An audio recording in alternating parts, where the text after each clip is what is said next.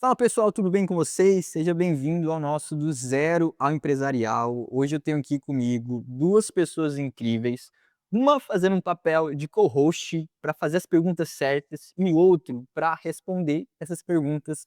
Nada mais, nada menos do que o Dr. Henrique Armando, advogado empresarial, com um escritório não só no Norte, mas também no Nordeste, agora no Centro-Oeste também, com uma história bacana, um escritório muito grande e ao meu lado, para a gente fazer as perguntas certas, a gente conseguir extrair o máximo dele, um grande advogado empresarial, também amigo meu. Então hoje eu tô meio em casa, tô com 2 grandes amigos, o doutor Davi. Davi, de Paula, bom falar contigo, tá? Espero que você esteja afiado aí para essas perguntas. E claro, também cumprimentar aqui o doutor Henrique Armando. Henrique, bom demais falar contigo, seja bem-vindo aí, tá? Valeu, pessoal. Muito obrigado. Aqui estamos em casa, né? Amigos, Sim. conhecidos, vamos bater um papo aí, ver o que que a gente pode ajudar o pessoal a tirar insights, compartilhar um pouco aí sobre carreira, trajetória, e é isso aí. Acho que é muito bom aí, parabéns pela iniciativa. Eu acho que é nessas trocas aí mesmo que a gente consegue avançar e ter um mercado melhor desenvolvido como um todo.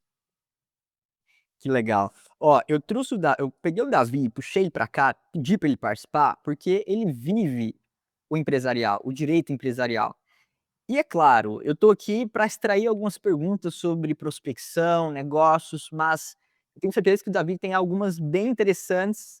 E Davi, o que que você pergunta aí, começa para o Henrique, para a gente iniciar esse bate-papo, porque a nossa missão é extrair o máximo de conteúdo dele para ajudar essa galera que está começando também. Felipe, em primeiro lugar, muito obrigado pelo convite. Vai ser uma honra compartilhar esse lugar aqui com você e de bater papo com pessoas interessantes. Estamos começando com peso total aqui com o Henrique. O Henrique, eu já acompanho a trajetória dele, já vi os stories dele algumas vezes sobre a trajetória e me inspirou realmente ali a exposição do que ele fez e tenho certeza que vai inspirar todo mundo que assistir isso aqui com a gente. Henrique, então, muito obrigado pela sua participação, pelo seu tempo. Sei que acho que eu posso até começar por aqui, a advocacia empresarial, ela não para com os tribunais, né. Esse final de ano a gente tem reforma tributária chegando, e o empresário é sempre inquieto, ele está sempre querendo entender qual o próximo passo, como ele tem que agir.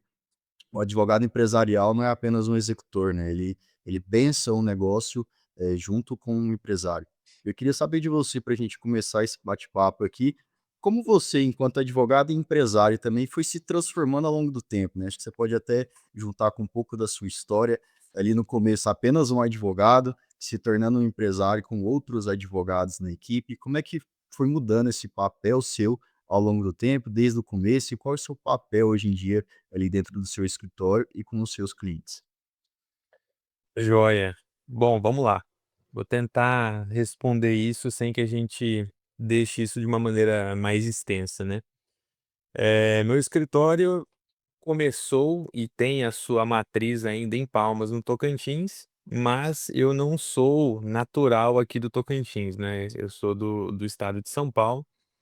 E aí, logo quando eu comecei o escritório, eu era apenas eu dentro de uma sala. Meu escritório começou em 2020, então você imagina, assim, em final de janeiro eu consegui terminar de montar ali a minha salinha comercial, e aí fevereiro aquele gás, né, aquela vontade, e quando é março, pandemia, fecha tudo. É isso, que é aquela sensação, né, pô, na minha vez vai acontecer um negócio desse, né. Mas no fim das contas foi muito bom, porque eu tinha, eh, 0, basicamente zero clientes, um negocinho ou outro que eu estava analisando ali no começo. E aí esse período de pandemia foi interessante, porque, foi um período que eu estudei muito. Então peguei, ao invés de ficar simplesmente existindo ou aguardando ou consumindo outras formas de entretenimento, eu utilizei para me especializar. Então foi logo no começo ali da saída da faculdade, e aí eu fiz uma pós-graduação na FGV, em direito empresarial, e comecei a analisar o mercado empresarial como um todo, né. E aí a gente, eh, começa a ver algumas deficiências que o próprio mercado tinha, que era o caso aqui de Palmas naquele momento, e que eu acho que é a situação de muitas cidades do Brasil, né. Quando a gente pensa em advocacia empresarial, a gente remete a grandes centros, né, a gente imagina São Paulo, vem a Faria Lima vem na nossa cabeça, assim, né, isso é advocacia empresarial. Mas na verdade é que o Brasil tem milhares aí de municípios e cidades com muitas empresas e que precisam desse suporte, né, de ter uma advocacia empresarial. Em Palmas, a gente não tinha, não, não ao conversar com clientes de médio porte a grande porte, eh, não, eles não eram representados por escritórios aqui da região. Então, quando eu precisava de um pouco mais de profundidade ou quando o caso ficava um pouco mais complexo, eles iam buscar advogados em outros estados, até Brasília, São Paulo, Goiás. E aí isso me pegou, né? Por que que eles não pegam advogados aqui? E eu olhei o mercado era tomado naquela oportunidade por escritórios muito generalistas. Então, escritórios sem identidade, escritórios que não tinham um posicionamento. Então, o mesmo advogado que cuidava de uma ação trabalhista, era o mesmo cara que ia fazer uma defesa de auto de infração e o cara que fazia o contrato ali para a empresa. E quando a mesma pessoa faz muito de tudo, ela não consegue entregar profundidade em muita coisa, né? E a partir de então, eu comecei a guinar o meu escritório justamente com essas linhas de especialização. Então eu comecei pelo empresarial, trabalhando com a parte contratual, evoluindo para o societário. Depois eu tive a oportunidade que nem todos têm de me aventurar no universo de recuperação judicial, que é dentro do universo empresarial aí, um são casos muito complexos, né, e eu tive a oportunidade de participar de um desses casos logo no início da minha carreira. E aos poucos, os nossos clientes que eram empresas e empresários foram tomando corpo, foram tomando volume e outras necessidades apareceram. Então houve a necessidade de um suporte tributário, aí a gente inaugurou a frente tributária, mas não eu, Henrique, como advogado, mas um advogado especialista da frente tributária. Depois começaram a surgir demandas trabalhistas, e aí a gente veio e trouxe a parte trabalhista para o escritório. Então, sempre olhando a empresa como um polo de demandas. Se a empresa ela é um polo de demandas amplo, né, dependendo da atividade, ela pode abranger todas as áreas que o direito tem a oferecer. O meu escritório, a partir daquele momento, eu falei: "Meu escritório tem que ter condição de fazer esse empresário ter um suporte eficiente em todas as frentes". E assim a gente foi se estruturando e crescendo. E, assim como outros movimentos de mercado que a gente fez aqui, que talvez eu tenha oportunidade até de falar isso aqui mais para frente, mas foi sempre crescendo, partindo do princípio de olhar a dor das empresas para eu conseguir montar uma solução eficiente aqui no escritório.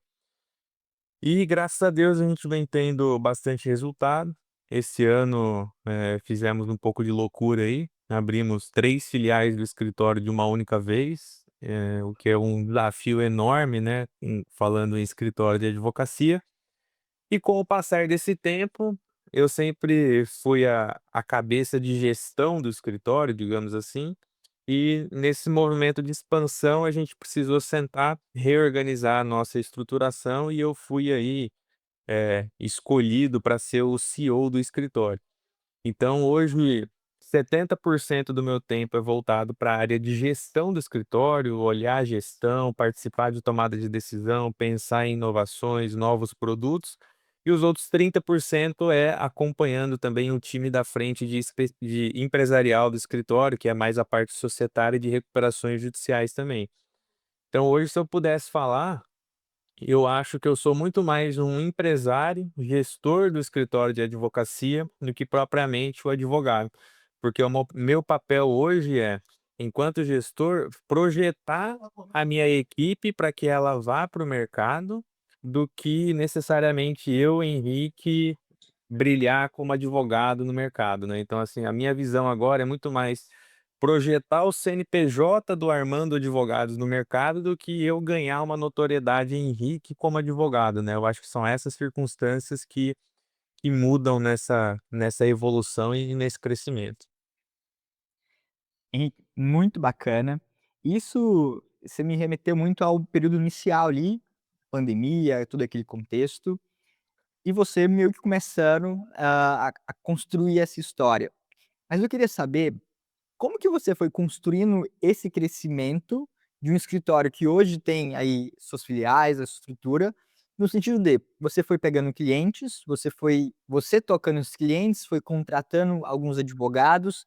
Eu queria talvez, até por curiosidade, saber como que foi essa construção, sabe, assim, o que que você olha para trás e fala: "Nossa, isso aqui foram algumas coisas certas que eu fiz e outras essas mais arriscadas".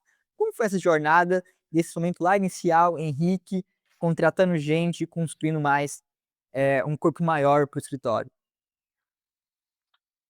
Olha, foi muito desafiador, porque, pra mim não tem diferença de escritório de advocacia para uma empresa. Então quando você, toma a frente da gestão do teu negócio, acho que isso passa por qualquer empresário. O empresário mesmo ali que vai ter um negócio próspero, ele vai ter que ter noção um pouco de cada frente, de cada departamento do negócio dele. Então o cara que senta numa cadeira de CEO, o cara que é o gestor, ele vai ter que entender do marketing, ele vai ter que ter noção do financeiro, ele vai ter que conhecer o operacional ali da ponta, ele vai ter que entender de pessoas. Então ele vai ter que ter noção de um pouco de tudo. E aí esse crescimento, sempre veio assim, analisando o que impedia a gente de crescer. Então, quando a gente começou a atender mais os clientes, eu analisei assim a necessidade inicialmente, preciso contratar um advogado da área trabalhista, por exemplo. Eu continuava atendendo os clientes, e aí atendia junto com o advogado da área trabalhista, e aí ainda participava num retorno para o cliente, alguma coisa assim, até o ponto que eu vi que, eu fazer esse acompanhamento aqui muito próximo tá tomando meu tempo e eu não estou conseguindo desempenhar outras funções importantes. Aí eu penso assim: agora eu preciso trazer um advogado para a equipe, que tem um pouco mais de experiência para coordenar essa equipe e assumir esse papel e me liberar tempo para outra coisa. Aí você vai, faz isso, dá o treinamento para a pessoa e aí você começa já a ter um pouco mais de liberdade ali, porque um departamento é resolvido. Aí agora vamos para outro problema. Nesse momento, eu ainda era a pessoa que fazia o financeiro do escritório. E na loucura de atender cliente e ter essa responsabilidade comercial de fechar contrato, começou a acontecer assim: "Ó, venceu a conta de energia antes de ontem, eu não esqueci, e eu esqueci de pagar", porque eu não tinha um controle financeiro adequado. Eu, Henrique, não sou o cara que consegue fazer um acompanhamento em planilha bonitinho, igual muita gente consegue fazer. Eu não sou esse cara analítico.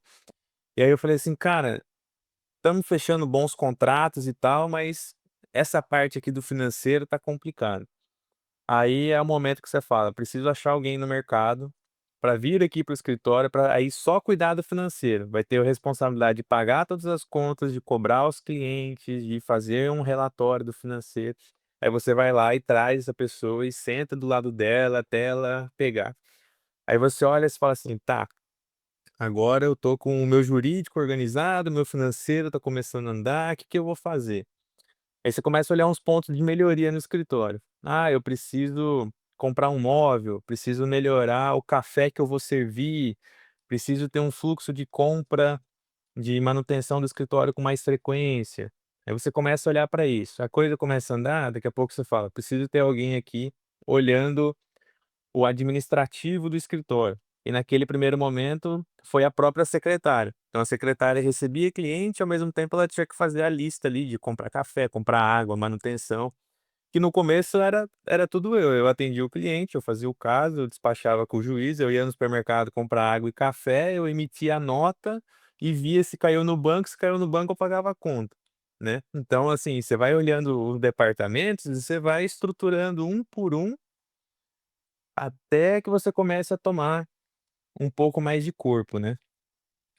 Eh, e aí algumas coisas que eu fazia no passado e que hoje em dia, essa tomada de decisão ela precisa ser um pouco mais pensada, mas quando o comercial estava indo bem, estava entrando uma remuneração no escritório, eu não simplesmente esperava o escritório estar quase no limite de demandas, por exemplo, ou minha equipe estar no limite para eu contratar alguém.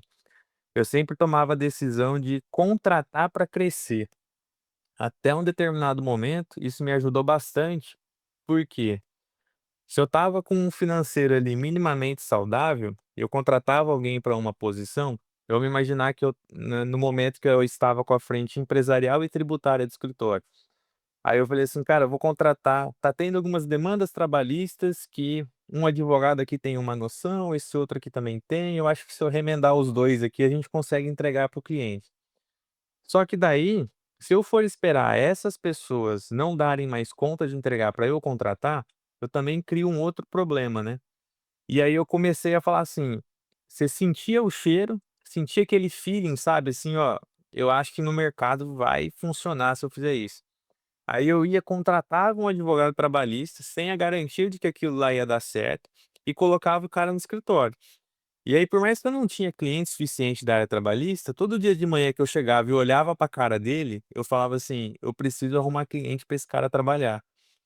E isso meio que virava um impulsionador do teu próprio negócio, sabe.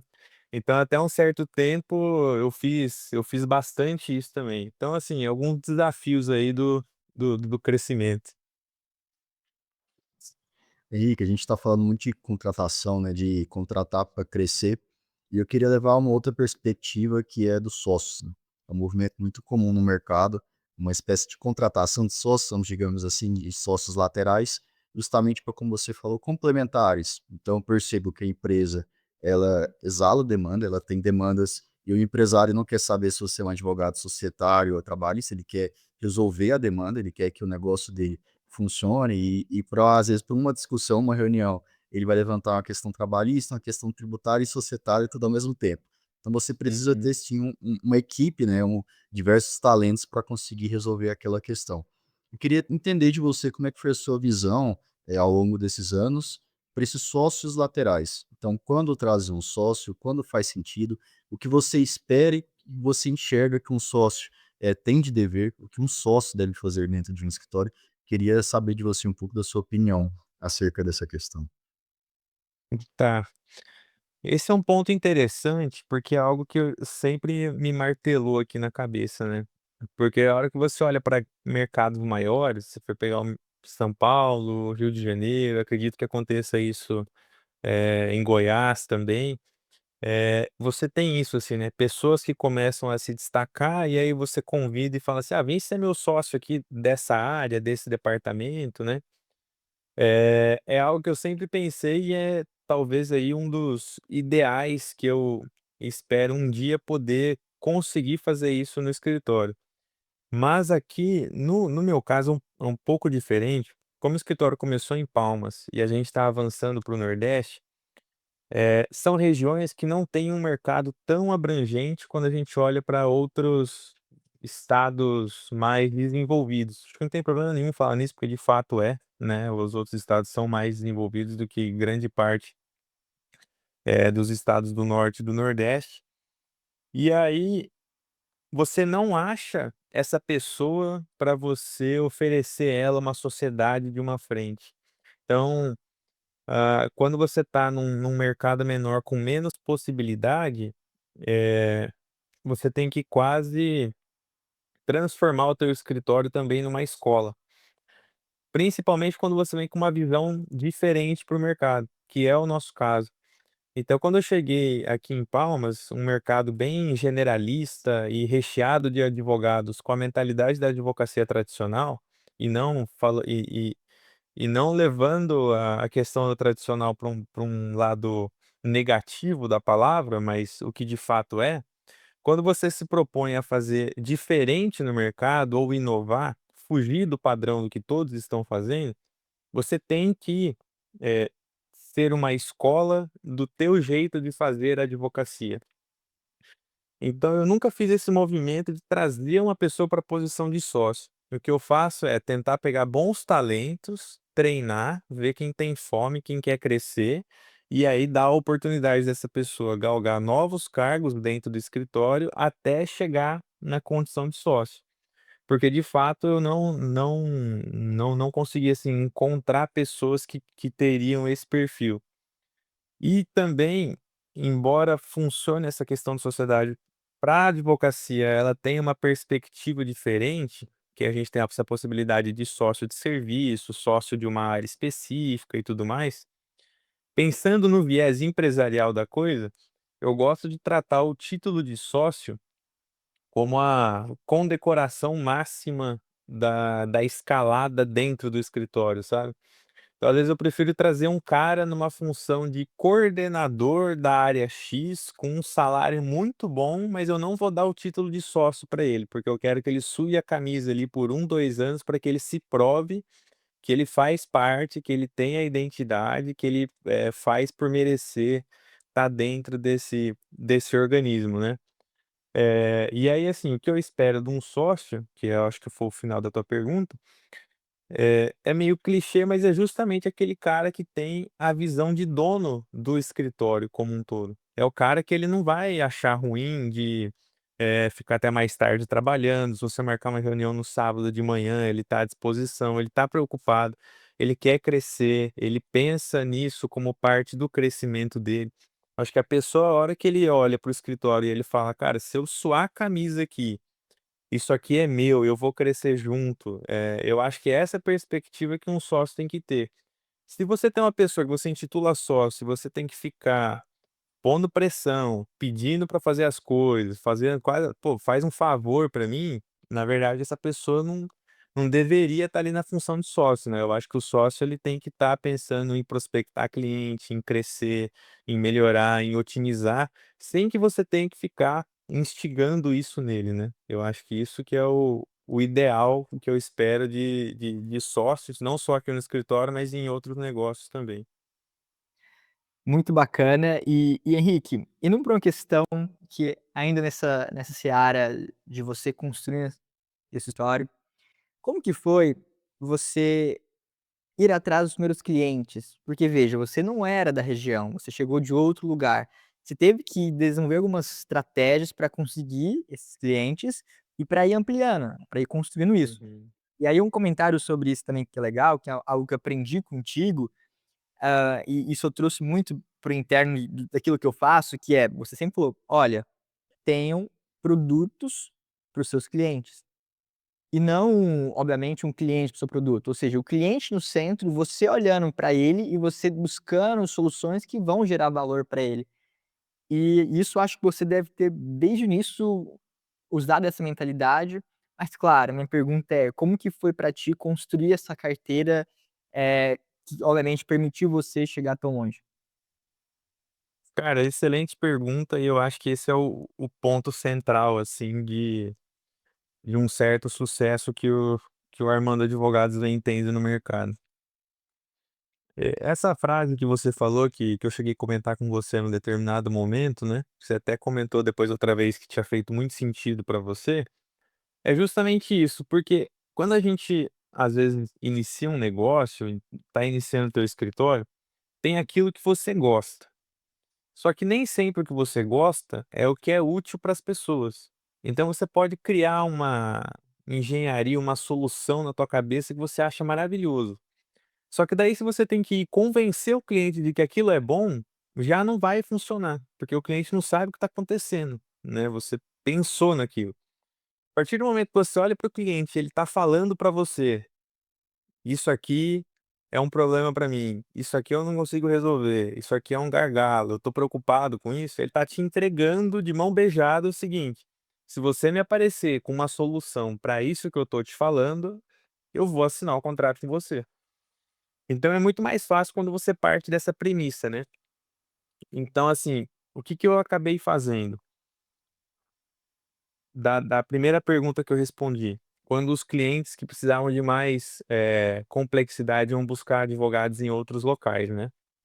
E aí eu comecei a analisar que era justamente por conta disso, que os escritórios daqui não tinham tanta eficiência para resolver os reais problemas dos clientes.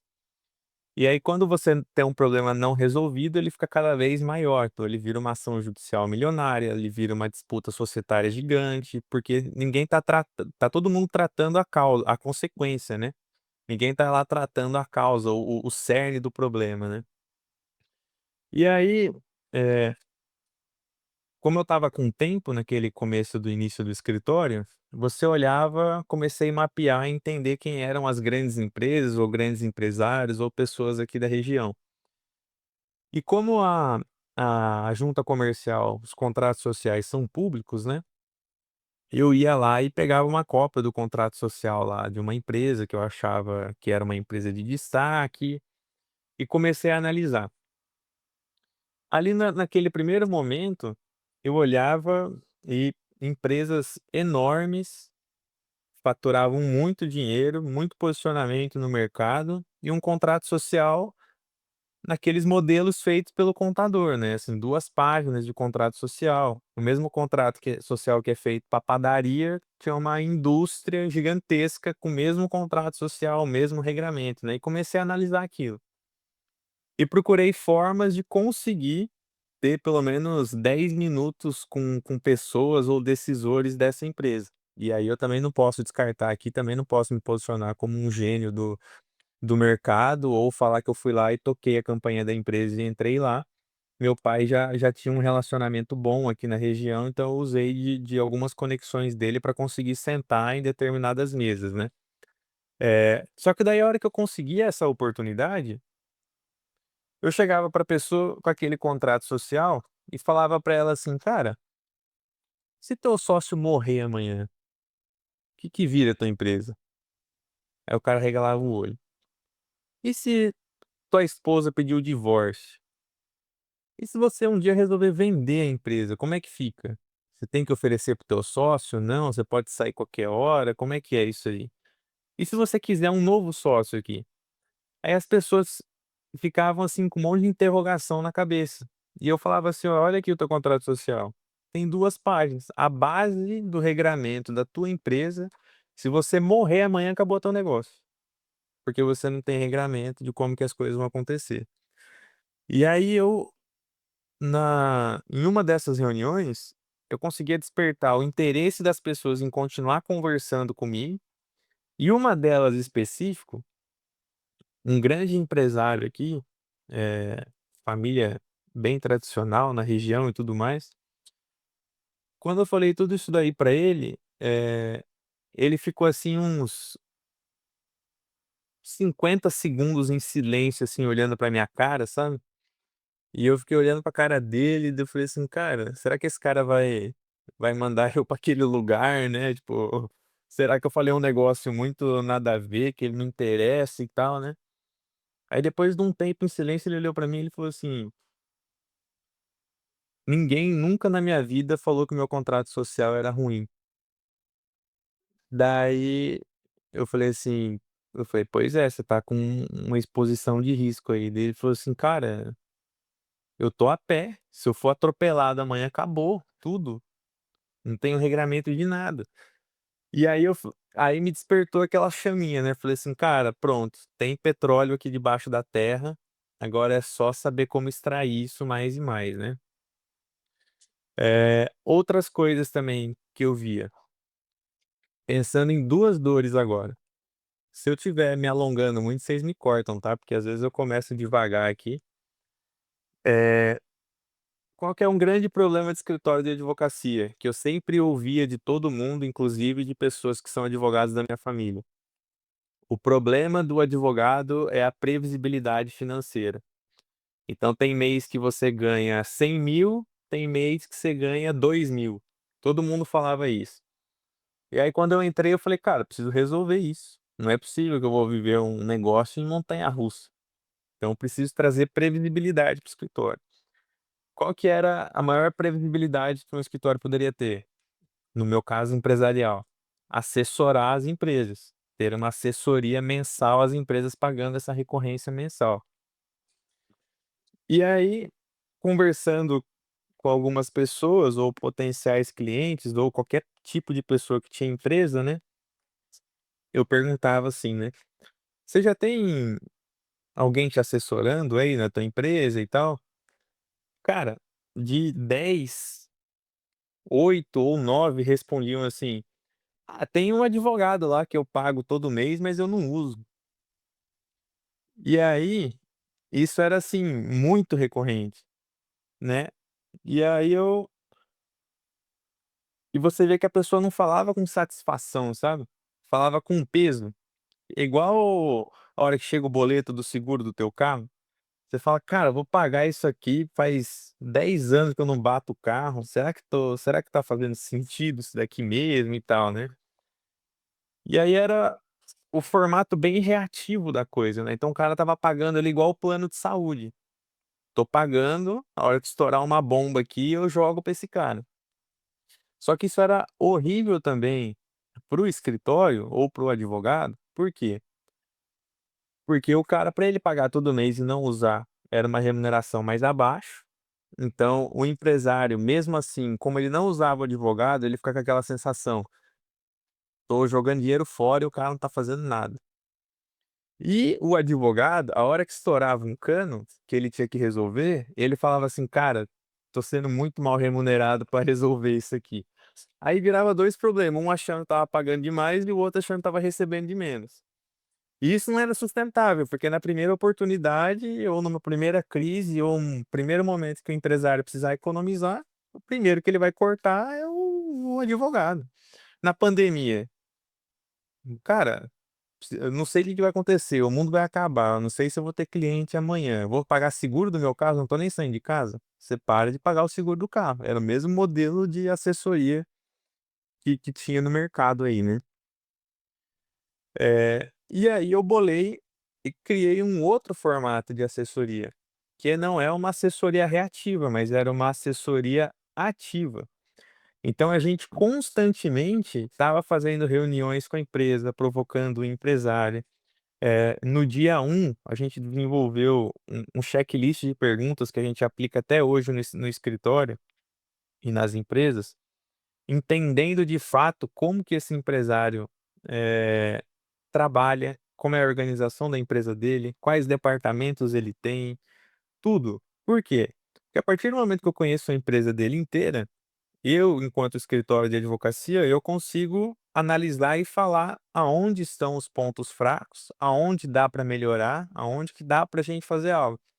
Então daí, quando eu consigo propor demandas e ele não precisa ficar me acionando toda hora, a gente cria uma continuidade de relação. Eu apontando aonde dá para melhorar e ele, quando ele precisa de alguma coisa, também acionando a gente. Então fica um vínculo legal, porque o cara fala: "Pô, tô pagando mais para esse advogado, mas esse tá trabalhando", né. Então assim, já foi uma primeira situação que a gente fez olhando a dor do mercado. E também sempre, nos adiantando e mantendo o cliente informado do que estava acontecendo. Algo que é meme na internet, no mundo jurídico, é: "Doutor, e meu processo?", né. Sábado à noite o cliente manda: "Doutor, e meu processo?". Aí você fala assim: "Puta que pariu, sábado à noite tá me mandando isso daqui". Mas essa pergunta do teu cliente é um indicativo de uma dor dele.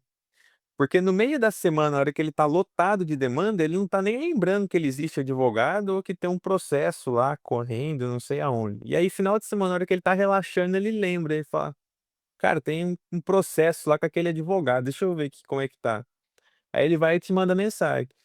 Agora, se você, enquanto escritório, antecipa esse movimento e frequentemente vai posicionando ele, como é que está o andamento dos casos, ele não vai te mandar mensagem numa hora inapropriada, que você considera inapropriada, e ele vai ficar satisfeito de que estão me posicionando, então esse pessoal está preocupado, eles estão olhando o processo, eles estão trabalhando. Tudo isso é posicionamento de mercado, né? Então, assim, é olhar a dor. Por que que isso virou meme? Porque quando vira meme, é porque é uma situação comum para todos. Pra todo mundo partilha dessa mesma dor.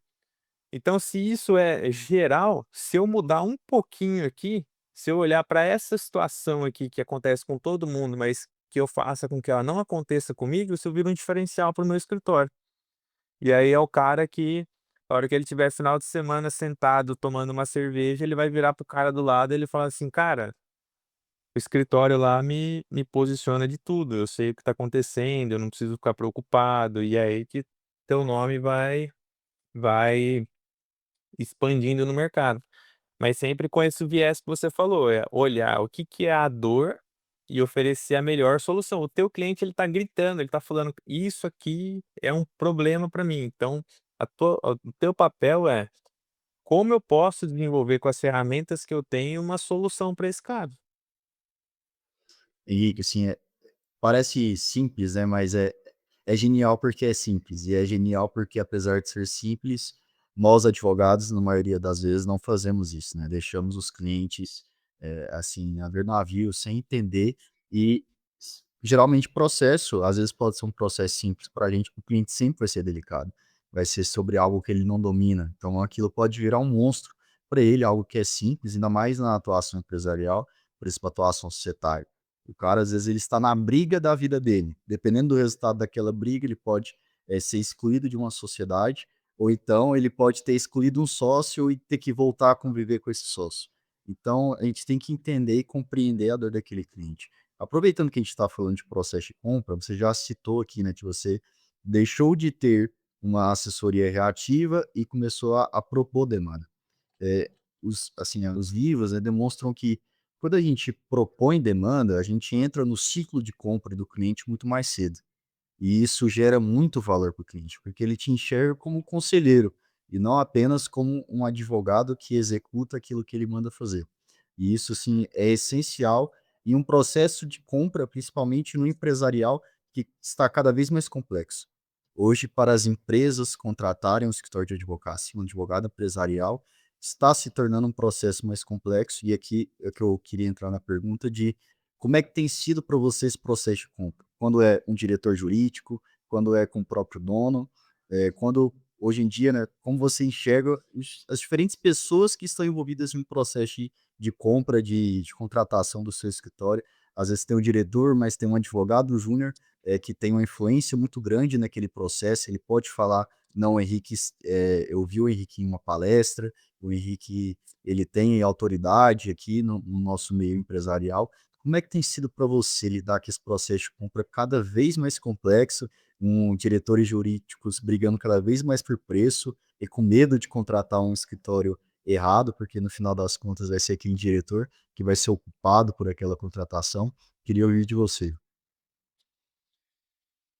Cara, realmente, assim, é é muito boa a tua pergunta, porque ele não reflete necessariamente, os diretores jurídicos mais rígidos, mas eu acho que isso é uma resposta do mercado, que querendo ou não a gente está numa crise financeira, nossa taxa Selic em 15% já faz com que, as pessoas segurem o dinheiro. A conta é simples, né, até estava falando aqui na teve uma convenção do escritório, até a gente já falou disso. Você imagina que o empresário ele tem R$ 1.000.000 para tomar alguma iniciativa ou abrir um novo negócio, pensar numa expansão. Se para ele, eh, fazer esse investimento, ele precisa ter a certeza de que o resultado daquela operação tem que dar, no mínimo, uns 20% de retorno. Por quê? Porque se ele não fizer nada e ele deixar 1.000.000 no banco, o banco está falando para ele: "Você não precisa fazer nada que eu vou te dar 15% ao ano". Então, para ele tomar uma decisão de colocar 1.000.000 no mercado, tem que ser no mínimo 20, porque ele vai ocupar tempo da cabeça dele e tomar um risco de colocar aquele dinheiro no mercado, né. Então, assim, primeiro ponto é o cenário financeiro que de fato, contratos que a gente fechava de valores maiores, conversava meia hora com o empresário, ele topava e fechava quando o mercado estava crescendo. Hoje é 2 meses de negociação, 4, 5 reuniões, às vezes explicando a mesma coisa, deixando a tomada de decisão melhor, né, mais completa ou detalhada para essas empresas.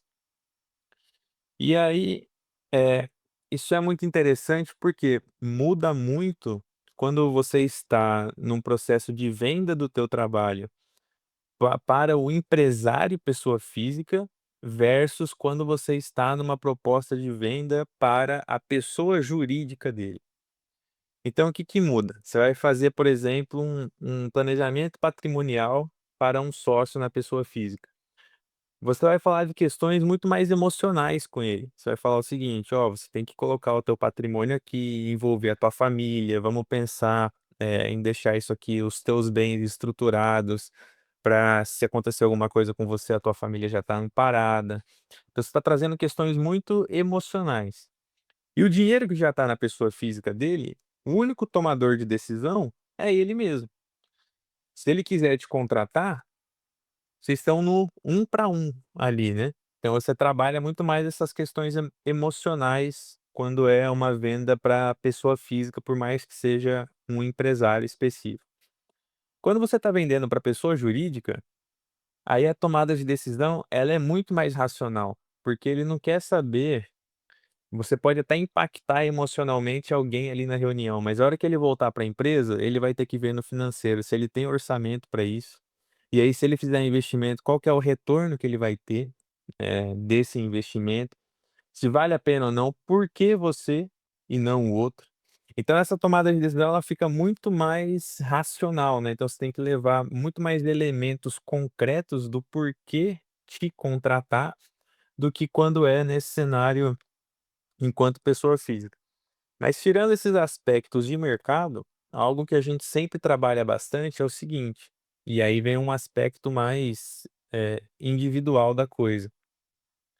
Quando vem uma empresa para te contratar, que venha com um diretor jurídico, um operacional ou até mesmo um sócio, o sócio, ele tem a vontade de te contratar.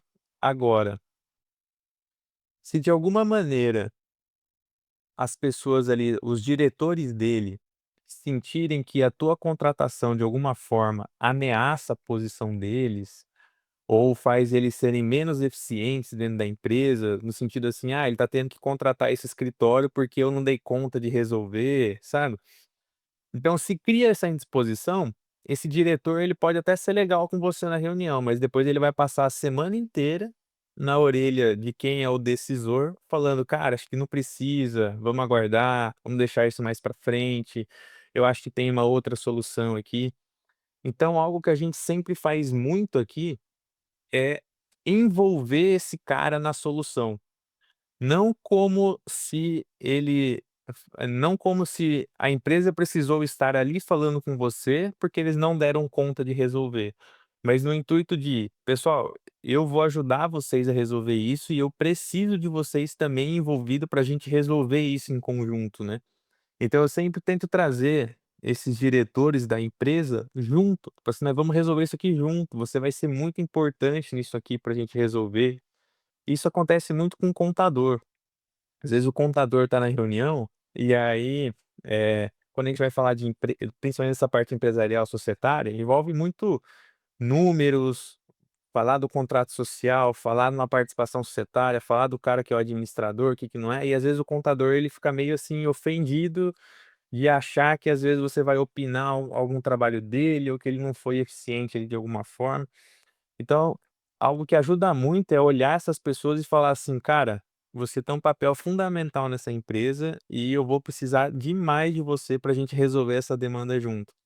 A partir do momento que ele entende que ele faz parte, que ele é importante para aquele projeto, eu acho que fica mais fácil também essa contratação, porque daí se ele entender que você não é uma pessoa que está ameaçando a posição dele dentro da empresa, a chance dele não fazer nada e deixar que o decisor, de fato, tome a decisão, é muito maior. Se ele de alguma forma sente que ele tá com a tua contratação, tá ameaçando a posição dele, é capaz dele fazer movimentos internos para que a tua contratação não aconteça. Então assim, o os grandes honor eu acredito, né, os grandes honorários da advocacia está no universo empresarial, mas é muito mais difícil você vender para pessoa jurídica do que para pessoas físicas. Por isso que é raro ou muito difícil o escritório empresarial, ter uma escala gigantesca do que uma se você olhar um escritório empresarial, por exemplo, aqui, se eu for puxar uma lista, eu acho que eu tenho 60 clientes ativos. Aí você vai olhar, poxa, 60 clientes com 4 unidades de escritório, mas são 60 clientes que foram conquistados ali na raça e que dão um bom posicionamento de mercado pra gente. Agora, se eu for aqui na esquina, no escritório trabalhista reclamante, é capaz do cara ter 2.500 clientes aqui do lado, mas não necessariamente ele tem o mesmo, volume ou posicionamento de mercado que eu tenho. Isso que muda do B2C pro B2B, né. Muito massa, Henrique. E nessa aprofundando um pouco essas questões, eu te acompanho há muito tempo, enfim, antes da gente se tornar sócio, já acompanhava, e por várias vezes você dava alguns pitacos ali sobre negociação, construção de proposta. Me recordo de uma vez você explicou, falou: "Cara, eu sempre construo minhas propostas com os valores meio quebrados para o cara ver que houve uma conta ali feita, não é uma proposta ali fechada de 4.500, 4.000, você sempre quebra os valores", e vários insights foram, já ditos. E quais foram as ideias que você teve, aquilo que você fez, foi muito interessante para você construir o posicionamento do escritório e construir essas propostas que depois viraram grandes negócios e aí hoje, são seus grandes clientes.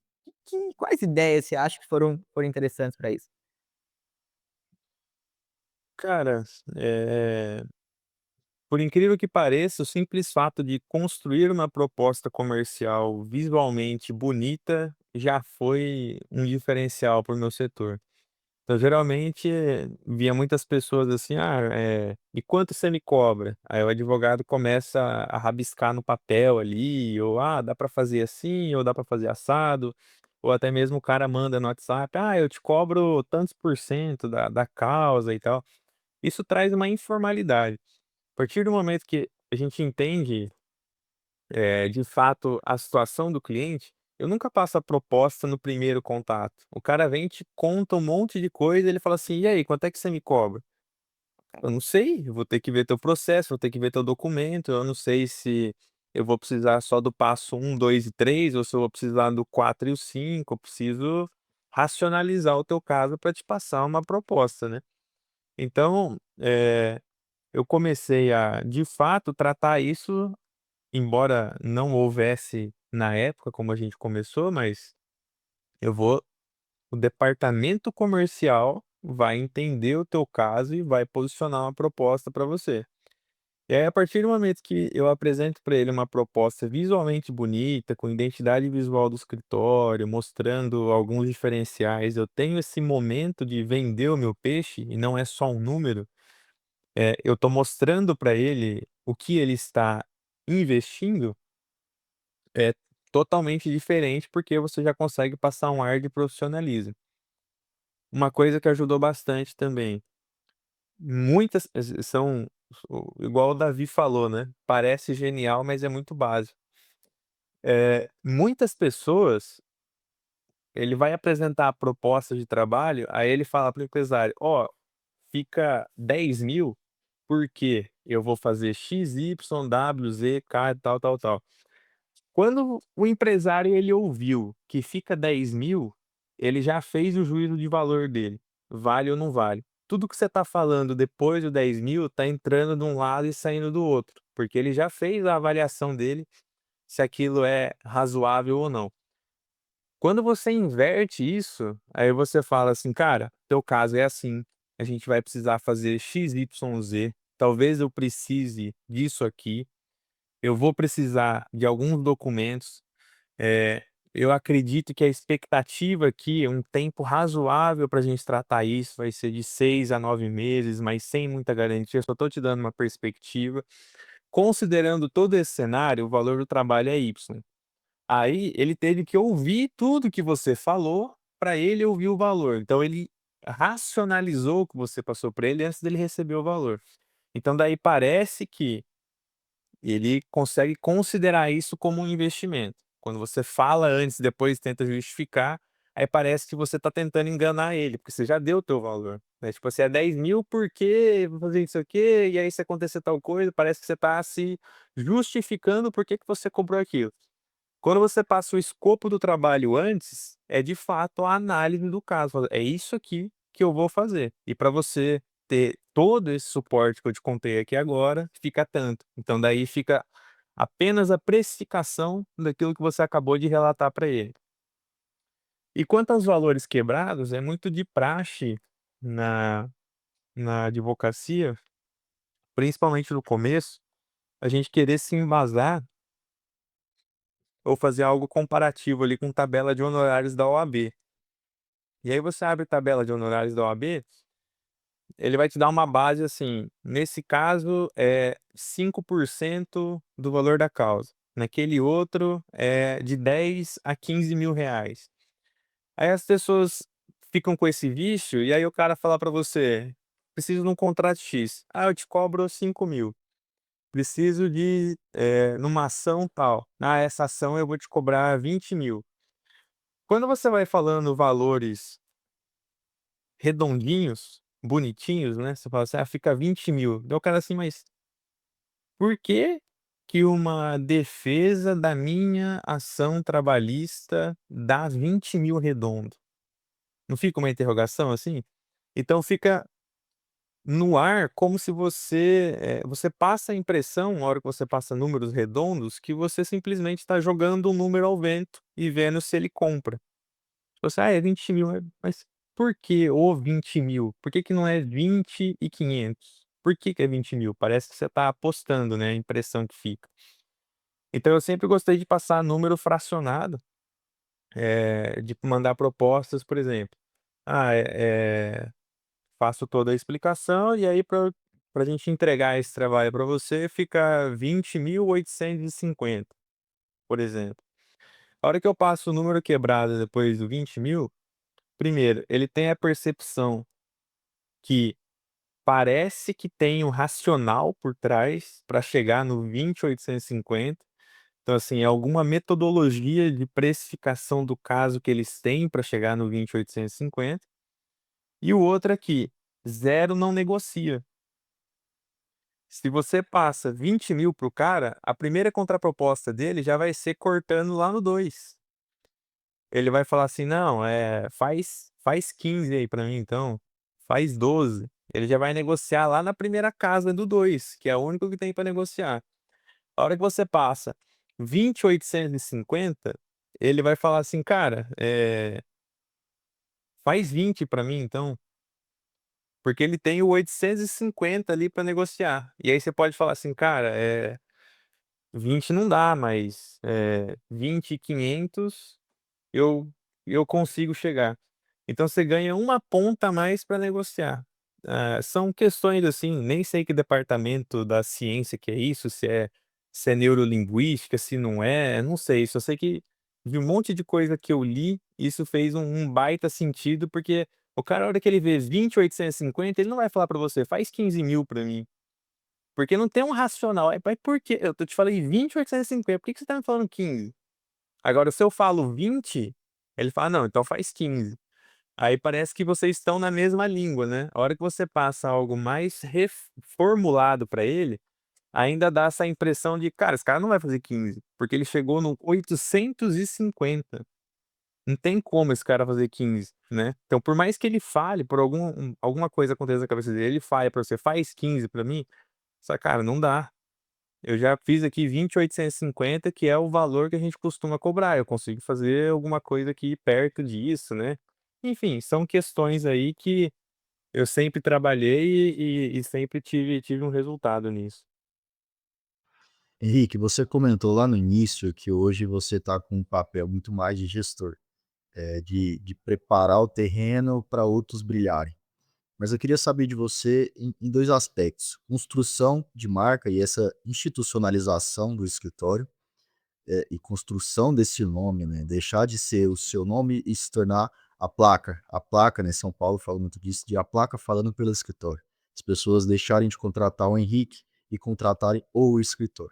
Mas eu queria saber Uhum. de você, como você lidou até aqui para construir a marca e como você tem lidado a marca do escritório a partir de agora, mas como você construiu até o momento também a sua marca, a sua personalidade, O que você, quando falava assim: "Ah, as pessoas vão lembrar de mim", o que que você queria que elas lembravam? Se você isso foi muito mais do dia a dia ou se você teve algo intencional nessa construção? Ah, muito boa pergunta. Eh, bom, vamos lá. Começando pelo escritório, eu sempre pensei nisso, em posicionar, porque a advocacia é uma das profissões, mais pessoalizadas, né. Então, o cliente muitas vezes ele quer falar com você, ele quer você, ele tem esse apego mais pessoal, né. Eh, e aí, é muito importante você conseguir, com o passar do tempo, ir transmitindo que essa expertise, ou esse cuidado, ou essa forma de lidar, não é algo individual teu, mas que é algo da tua equipe. E aí, trabalhando isso mais empresarialmente, é importante você ter essa definição de cultura interna do teu escritório, vocês terem uma cultura do porquê vocês fazem o que vocês fazem, qual é o objetivo, quais são os princípios que vocês têm, eh, ter esse posicionamento mesmo de premiar aqueles que mais se alinham à cultura do escritório e afastar aqueles que mais estão desalinhados. Sempre trabalhar na especialização e demonstrar o porquê das coisas também para outras pessoas internas ali do escritório, porque justamente o teu cliente ele não pode ter essa percepção de que você é o cara que resolve e o cara que é subordinado a você da tua equipe é um mané, que a hora que a coisa aperta ele tem que ligar para você. Ele tem que ter a percepção que o time se conversa, há uma identidade, há uma sinergia, que está todo mundo no mesmo plano. E isso é bonito de falar, mas na prática não é simples de fazer. É todo dia você trabalhando isso, é você chamar a tua equipe, conseguir dar feedbacks melhores, conseguir sentar com alguém e falar assim: "Cara, o que você fez na reunião agora não, eu achei que não foi legal por conta disso, disso e disso. Eu acho que para as próximas reuniões você tem que ter um posicionamento diferente". Então, assim, é constantemente um alinhamento contínuo para que o nome na parede não remeta a você, mas remeta aos integrantes todos que estão ali dentro. E grandes escritórios conseguem fazer isso, né. Por exemplo, você pega um Pinheiro Neto da vida, escritório centenário aí no Brasil. Eu tenho quase certeza disso que eu vou falar, mas eu acho que não tem ninguém com o sobrenome Pinheiro Neto dentro do Pinheiro Neto. É nome dos fundadores e agora virou uma marca. Aí se você tá, eh, numa ação judicial, e aí você vê lá Pinheiro Neto, você nem sabe quem é o advogado que está assinando ali embaixo, mas você já faz um pressuposto de que é alguém qualificado, né. Esse é o posicionamento da marca em si. Então as pessoas eles entram no Pinheiro Neto, ou alguém pode entrar no Pinheiro Neto, por exemplo, e ser atendido por mim, que ele vai assinar com o ticket do Pinheiro Neto, porque é o posicionamento da marca. Eu estou usando exemplo aqui, porque acho que são, escritórios aí que têm algumas dezenas de anos aí na frente do meu e da imensa maioria dos escritórios de advocacia do país, mas que consegue transmitir esse senso de qualidade para as pessoas que estão ali dentro. Então você posiciona, e é algo que eu quero, o dia que eu morrer, que eu não estiver mais aqui, eu quero que o Armando Advogados esteja sendo aí tocado por outros sócios e a marca reverbere, ainda esteja posicionada no mercado, né. Então quando você consegue fazer isso, você vai conseguindo projetar a tua pessoa jurídica. E aí é algo interessante, aconteceu até semana passada, um advogado meu aqui do escritório foi despachar com um juiz aqui federal, um juiz, assim, com um histórico, eh, um cara muito rígido, sabe. Dificilmente ele dá uma liminar, uma decisão, assim. E aí o meu advogado foi lá despachar, a maioria dos nossos casos não passa pela Justiça Federal, esse acabou passando, então a gente não tinha tanto contato com esse magistrado. O advogado aqui do escritório foi lá, mostrou, falou que ele era aqui do Armando Advogados, contou a história da petição e tal. Aí o juiz, primeiro, gostou do posicionamento dele, também foi uma explicação clara, foi, digamos assim, é um dos advogados que está conseguindo carregar a identidade do escritório pessoalmente com ele. Então, primeiro você já passa a impressão, na hora que você vai ter um contato ali no judiciário, fala assim, cara, esse cara de fato é de um bom escritório, porque ele é diferente do advogado que sentou aqui 10 minutos antes. Então, esse é já um negócio interessante. E aí o advogado contou toda a história para o juiz, a hora que ele acabou de despachar, o juiz falou assim: "Cara, parabéns pela explicação, ficou muito claro, e parabéns pelo escritório que você tá, um dos maiores escritórios do Brasil, de fato, as petições de vocês sempre muito claras e pode deixar que eu vou analisar". O juiz, nada a ver, tá falando do caso lá, mas assim, olha que interessante, eu fiquei muito feliz quando o advogado relatou isso, porque é a concretização do teu trabalho enquanto identidade, né. Não foi o Henrique que precisou ir lá para o juiz entender isso, mas é um representante daquela marca, então você já está partindo num pressuposto de qualidade. Esse que eu acho que é o grande triunfo do posicionamento da marca. E aí você me desculpa, você falou, da minha marca pessoal, né. Cara, isso não tem intenção nenhuma, na verdade, eu acho que eu sou muito bagunçado quanto a isso, assim, eu gosto de muita coisa, eu leio muita coisa, eu sou o cara que, eh, posso viajar e ficar hospedado dos melhores hotéis do mundo e depois eu sento aqui num espetinho aqui em Palmas e vou tomar cerveja ao mesmo tempo. Então, assim, eu não tenho nada intencional com o meu posicionamento, mas alguns princípios que eu sempre levo para mim é o seguinte: não adianta eu andar bem vestido a semana inteira, com uma camisa bonita, um terno bonito, ter um escritório bonito, atender as pessoas bonito, assim, ter uma embalagem bonita, se final de semana eu encontrar com um cliente no supermercado, eu tiver de bermudão, camisa do meu time e chinelo de dedo. Que o cara vai olhar, aí ele vai estar com a esposa dele. Aí a esposa vai falar assim: "Quem que é esse que você cumprimentou?". "Ah, é meu advogado".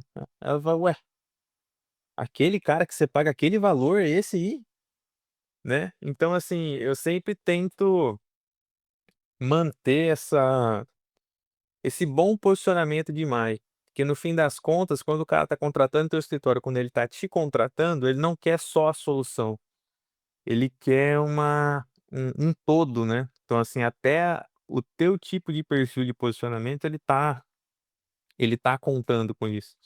Quando ele tem uma reunião importante que ele chama, ele fala assim: "Pô, vamos na reunião lá comigo?", ele quer ter a certeza de que o teu posicionamento de imagem constante vai participar daquela reunião, e não que ele fique apreensivo de: "Meu Deus, como é que o cara vai chegar aqui? Será que ele vai estar de terno amarelo ou hoje ele vai vir de bermuda", por exemplo. Então, assim, eu acho que essa constância de você se posicionar e que isso também tenha uma identidade com o público que você quer vender é importante. O posicionamento meu é para quem se relaciona com empresário médio e grande porte. Talvez um cara que ande como eu não vai conseguir vender previdenciário, porque eu posso passar na frente do cliente do previdenciário e ele vai falar assim: "Quem que é esse cara? Que planeta que ele vive?", né, assim, não tem comunicação.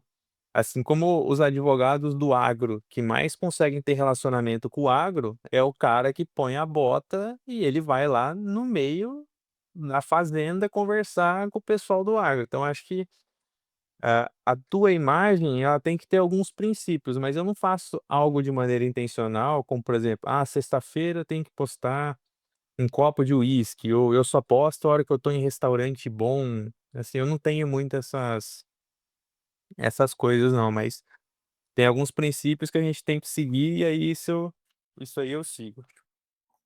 Muito massa. Henrique, você aqui é o convidado, mas não sei se você reparou, o pessoal atrás do Davi ali já botou mochila nas costas, já passaram umas 5 vezes ali atrás. Eu sinto que tem uma energia de sexta-feira, assim, fim de, sabe, fim de escritório, muito grande ali atrás. Então é o seguinte, dá pra gente fazer mais 2 perguntinhas pra encerrar? Você tá tranquilo? Tô tranquilo. Vamos fazer o seguinte, Davi, faz uma última pergunta, aquela crucial, e depois eu vou fazer um bate-bola bem rápido contigo aqui, de perguntas rápidas para você responder. Pode ser? Manda uma boa, Davi. Pode. Henrique, então vamos deixar para quem está no começo de carreira. Se você pudesse voltar ali para os seus primeiros 2, 3 anos de carreira, se tivesse ali 1 minuto, 2 minutos para falar com você mesmo, o que que você falaria para esse jovem advogado? Caramba, é difícil essa pergunta, hein, É cara. difícil, né? Essa é complicada. Mas sem chorar, Cara assim, sem ser muito emotivo, assim. cara, eu acho que, eh, eu talvez, com o passar, assim, do início da advocacia, eu fui muito pegando um pouco de tudo até eu entender o que que eu gostaria de desenvolver ali enquanto produto do escritório, né. Embora eu trabalhasse muito nessa dor, às vezes eu pegava algumas coisas de maneira um pouco ampla. Eu acho que desde o início eu entenderia, melhor aonde que eu gostaria de explorar e me posicionar. Porque por vezes eu me posicionei em várias frentes, e você não precisa se posicionar em várias frentes, ao mesmo tempo. Então você não precisa ser o cara do societário, o cara da recuperação judicial, você não precisa falar de assuntos tão distintos ao mesmo tempo. Eu acho que, eu escolheria primeiro uma porta de entrada mais fácil, eh, querendo ou não, eu fiz isso no exemplo que eu te falei das análises de contrato social, era um produto acessível para alguém me contratar, para eu fazer uma revisão disso, mas talvez eu tivesse explorado mais disso, eh, da porta para fora, porque você não precisa bater em várias portas vendendo de tudo. Você tem que bater em várias portas vendendo o produto mais simples que o cara pode comprar de você. Porque a partir do momento que ele te deu, o maior elogio que alguém pode fazer é ele te pagar por alguma coisa, é sinal que ele confia em você. Então a melhor forma dele te confiar são com investimentos menores, numa primeira relação. Então, a hora que você consegue trazer essa pessoa para dentro, nesse investimento menor, para você vender um segundo produto, você já se validou no primeiro, a hora para você ir para o segundo, para o terceiro, criar essa relação, é mais fácil. Então, talvez eu teria, definido melhor esses produtos de entrada e teria explorado isso melhor, assim, no mercado como um todo. E outra coisa também foi importante para mim, no momento em que eu fiz a minha pós-graduação, mas com a cabeça que eu tenho hoje, eu não sei se eu voltasse no tempo, se eu faria. Porque no fim das contas o teu cliente ele quer saber se você entende do assunto e ele quer a solução, independente se você é pós-graduado, mestrado, doutorado, o que quer que seja, o teu cliente ele quer a solução. O título ajuda como posicionamento acadêmico? Ajuda, mas eu não tenho tanto esse viés de querer me posicionar academicamente, eu quero o cliente, resolver o problema do cliente e crescer o meu negócio. Então talvez, eu tivesse investido mais meu tempo em, outros cursos que não necessariamente uma pós-graduação, simplesmente para ter o título, mas, talvez eu teria feito mais isso.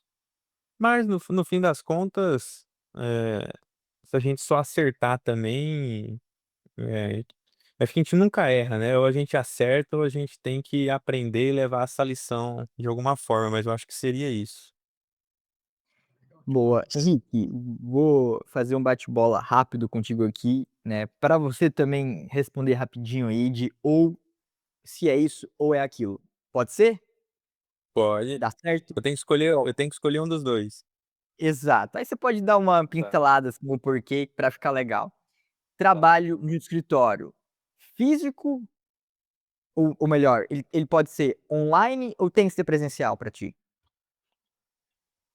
Tem que ser presencial, para o meu modelo de negócio ele tem que ser presencial. Boa, legal. Hoje você prefere, para ti, uma questão, um caso tributário ou um caso de planejamento patrimonial? Planejamento patrimonial, porque eu acho que o tributário, ele é muito bom também, porque se você resolver o problema do cliente, você pode colocar dinheiro no bolso do cliente, isso é interessante demais. Mas a hora que o cliente te confia para planejar o patrimônio dele, eu acho que você está no íntimo do cliente, e aí a hora que você está no íntimo dele, a chance dele ficar com você por muito tempo é maior. Boa. Você prefere 10 clientes pagando 10.000 ou um cliente que paga 100.000? Eu prefiro 10 clientes pagando 10.000. Inclusive já tive até um problema no escritório quando um cliente representava quase 40% do faturamento, e ele ficou inadimplente em alguns meses. Eu sei a crise financeira que isso passa dentro da operação. Então, por mais que 10 clientes, a tendência é que eu tenha mais trabalho, mas empresarialmente eu acho que eu consigo, manejar isso melhor. Se eu perder um cliente, o impacto não é tão grande. E aí, se eu tenho 10 clientes, eu consigo, ter uma estrutura para ter mais clientes e aumentar isso também. Boa. O que você prefere? Dizer: "Posso mandar uma proposta" ou "Vamos marcar uma reunião de fechamento"? Nossa, esse é um depende enorme, porque depende do perfil da pessoa. A princípio, se houver disponibilidade, reunião de fechamento. Se não, cara, me dá uns 30 segundos nisso daí. Porque assim, a reunião de fechamento, ela é o ideal, porque o cara vai estar sentado na tua frente, você vai posicionar o que você quer para ele, vai explicar e tudo mais. Se for um cara com uma vida muito corrida, que ele é mais objetivo, e você falar assim: "Não, eu só vou passar a proposta na reunião de fechamento", e esse cara não tem horário para reunião de fechamento, você está criando um gargalo desnecessário. O ideal é reunião de fechamento. Dependendo do perfil da pessoa, você manda a proposta e tenta pelo menos uma ligação para explicar melhor do que se trata tudo aquilo. Muito bom, e aí condiz tudo com o que você falou, cara, o cliente está no centro. Depende do perfil dele, do estilo que é, e você vai perceber isso ao longo da conversa. Henrique, ó, prazer imenso estar aqui contigo. Davi, obrigado também aí por estar, por sexta-feira a gente aqui batendo esse papo, que agora vai ficar gravado para um pessoal que vai poder ouvir quando quiser no Spotify e no YouTube da Justo Parceiro. Henrique, obrigado de verdade, tá, pela presença. Para ser muito franco, assim, eu tinha muito mais pergunta, muita curiosidade, então quem sabe um segundo episódio aí daqui a um tempo não vai surgir para a gente bater um papo de alguns outros assuntos voltados para sua área, mas eu quero te agradecer muito aí pela presença, por todos vocês que estão ouvindo ou acompanhando a gente no YouTube também e ficaram até o final, tá bom? Pessoal, um grande abraço para todos vocês, espero vê-los aí novamente nos próximos episódios e até mais. Valeu.